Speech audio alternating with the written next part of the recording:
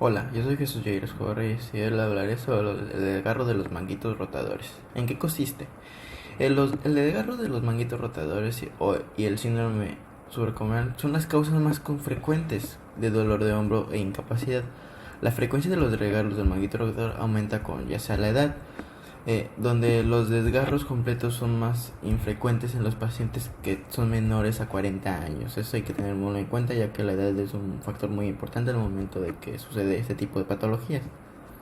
¿Qué es un desgarro del manguito rotador? En sí es el tejido que conecta el músculo con el hueso, los tendones alrededor de la articulación del hombro. El desgarro de este tipo de manguito rotador se produce por personas que hacen de manera repetida el mismo movimiento con el hombro, ya sean como tipo de deportistas, que son los lanzadores en el béisbol.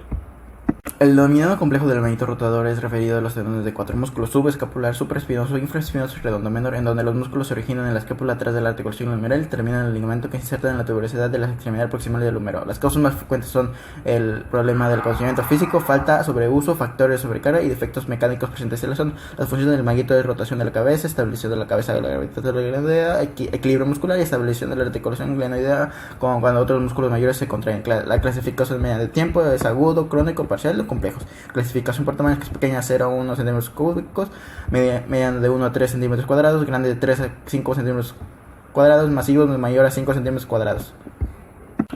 En tratamiento tenemos como objetivo la conservación de la integridad del manguito reparado, restablecer la movilidad pasiva lo más rápido posible, restablecer el control dinámico de la cabeza humeral, mejorar la fuerza muscular en la rotación externa, establecer el equilibrio muscular en la aplicación de resistencias, cuidado con las actividades excesivas, restaurar el uso funcional del hombro, activar los músculos en el manguito a través de la inhibición del dolor. Hay factores que lo afectan, como son el tipo de reparación, el tamaño del regalo, calidad del tejido, localización del desgarro, abordaje quirúrgico, inicio del fracaso de los tejidos, variable del paciente, condición de rehabilitación o enfoque médico. La terapia en tipos agudos se divide por fases, que es fase 1, que semana 0 a 4, restricción de movimientos causantes de molestias, inmovilidad con cabestilla un tiempo breve, control del dolor mediante fármacos físicos, movilidad de hombro mediante rotación interna y externa, ejercicios pasivos, movilidad de codo y reforzamiento muscular. En la fase 2 el paciente ya hay mínimo dolor espontáneo, mejora de la movilidad pasiva y retorno a la movilidad funcional. El objetivo será mejorar la fuerza, potencia y resistencia del hombro. Las restricciones serán maniobras que causen dolor. Ya no es necesario inmovilizar, control del dolor, movilidad en todos los planos del hombro, reforzamiento muscular. En la fase 3 el paciente presenta movilidad completa y dolor mínimo. Objetivos es mejorar el control neuromuscular y propios tipos del hombro, retorno gradual de las actividades funcionales, establecer programa de ejercicios y reforzamiento funcional polimétrico. Los signos de alarma son pérdida de movilidad, ausencia progresiva de la fuerza y dolor continuo. En la terapia crónica, el objetivo de las terapias de desgarro crónico de los manguitos rotadores es un constante programa de rehabilitación. En caso sea necesaria una intervención quirúrgica para que en la terapia se tenga en cuenta mejorar la movilidad, fuerza y la recuperación de la función. La epicondilitis, o también conocida como el codo tenista, consiste en una lesión muscular por uso excesivo y sobrecarga de una extremidad.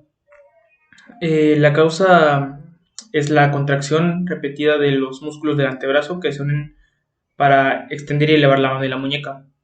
Los movimientos repetidos y el esfuerzo ejercido en los tejidos puede resultar en una serie de pequeños desgarros de los tendones que unen a los músculos del antebrazo, de la prominencia ósea de la parte exterior del codo. Eh, bueno, como mencioné, es una afección dolorosa que ocurre cuando los tendones del codo se sobrecargan frecuentemente por los movimientos repetitivos de la muñeca y el brazo. Eh, Genera un dolor que se manifiesta principalmente en el lugar donde los tendones de los músculos del antebrazo se unen a la protuberancia ósea en el exterior del codo. El dolor también se puede provocar al antebrazo y a la muñeca.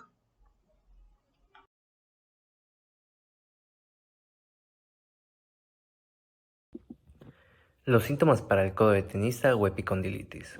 Estos básicamente son dolor e impotencia funcional para extender la muñeca y hacer la supinación del antebrazo, dolor en la parte externa del codo, dolor a la palpación de la zona del epicóndilo, igual dolor en movimientos fáciles como levantar una taza o en deportistas en el movimiento que hacen los jugadores de tenis o de pádel.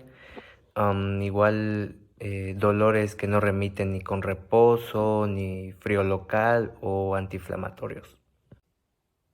Para el diagnóstico debemos realizar una evaluación exhaustiva de la articulación del codo, así como global. Podríamos empezar por un análisis visual, la palpación del epicóndilo, aplicar pruebas como la prueba de la silla, la maniobra de Mills, Observar si presenta dolor, examinar la movilidad del codo y la cabeza del radio, la columna cervical en la zona de C6, C7, toda la cintura escapular, posiblemente valorar una afección nerviosa a nivel distal del nervio radial y a nivel proximal del plexo braquial. Y podríamos pedir radiología o electromiografía para confirmarlo. Y para el diagnóstico diferencial deberíamos de tomar en cuenta el simple dolor de codo, una osteocondritis disecante del cóndilo humeral, una inestabilidad en varo y el síndrome del túnel del radial. Su incidencia es del 1 al 3% de la población general. Este aumenta un 7% en trabajadores manuales con movimientos repetitivos de extensión y pronosupinación del antebrazo y la muñeca. Un ejemplo de esto puede ser los profesionales que usan el martillo, un ejemplo. No hay datos de si es más frecuente en hombres o en mujeres, el sexo no importa. Y el pico de incidencia se encuentra en la edad de los 45 a los 60 años. Algunas de las pruebas complementarias que utilizan los fisioterapeutas para diagnosticar esta patología son el test de Thomson, el test de la silla, el test de Cousset, el test de Mir o el test de Bowden. En el tratamiento tenemos que los objetivos principales son recuperar las funciones antes de la lesión, así como cumplir con el control del dolor, reducción de la inflamación, mantenimiento y estimulación del movimiento, mejorar la fuerza de agarre y resistencia. Teniendo en cuenta esto, las medidas fisioterapéuticas más eficaces para el tratamiento de epicondilitis son educación sobre el control del dolor, terapia manual, masaje terapéutico, TENS, terapia con ejercicios de fortalecimiento y estiramientos progresivos extensores, electrólisis percutánea intratisular o EPI, técnica manual de fricción transversal profunda o también conocida como la técnica de Cyriax. También tenemos la terapia de ondas de choque, punción seca, ejercicios de neurodinamia, vendaje neuromuscular o kinesiotaping.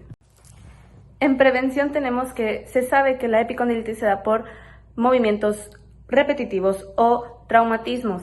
Esto quiere decir que es una condición que caracteriza algunos deportes de profesión, por lo cual es importante tener medidas preventivas.